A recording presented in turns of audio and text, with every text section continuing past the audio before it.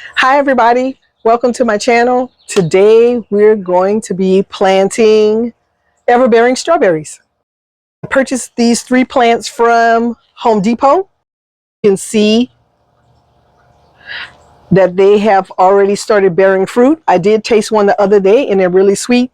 With everbearing strawberries, they bloom throughout the season, not just one big harvest, which is why I purchased them. And I already have a companion plant to go with them that will attract pollinators as well. It's alyssum, and we have 4 of those. These everbearing strawberries should be planted 18 inches apart.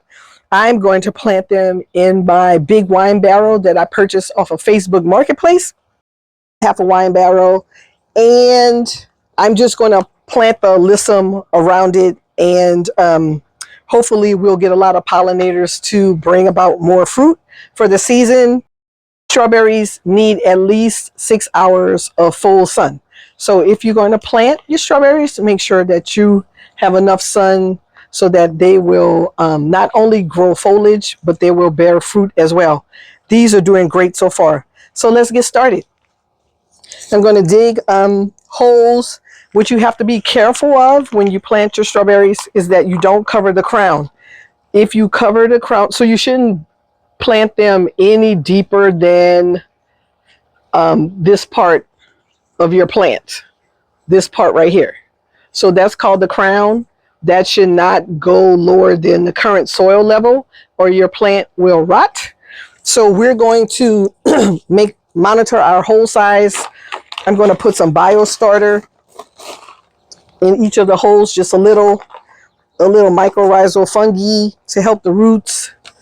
And then I'm going to put some proven winners plant food around the soil at the end.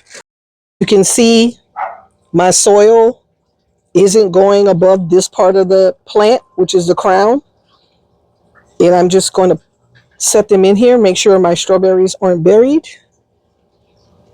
And really make sure that they're in there. Get rid of the air pockets. I'm going to take the alyssum, make a hole, just give it a little help for fertilizer.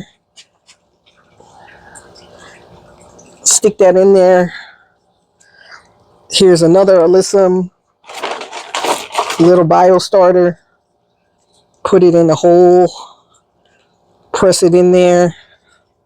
I'm going to water this all in at the end, and also throughout the season I'm probably going to feed the strawberries, because food equals fruit, a fish fertilizer, so that it will help the plant feed throughout the season and keep making fruit for me. So let's check this one out. Get rid of some of these yellow leaves. I think I might have given it a little too much water, but we're starting to get warm in Northern California, so I'm hoping that this warm weather will bring about more fruit. Trying not to cover the crown yet again, keeping it at soil level. There you go. We have 2 in. Make that hole. Put some fertilizer in there, some biostarter, a little mycorrhizal fungi, help the roots.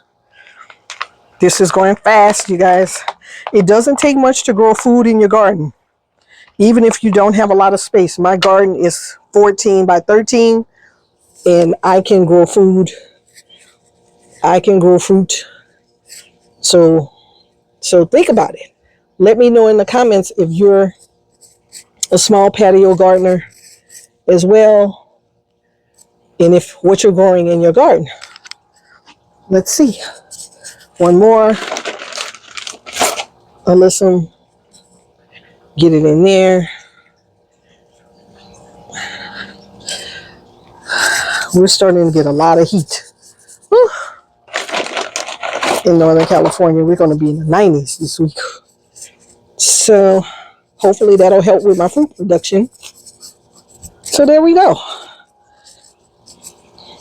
quick, fast, and in a hurry. We go. We'll sprinkle a little bit around the berries. I'm not worried about the alyssum too much. This is a heat activated fertilizer from Proven Winners.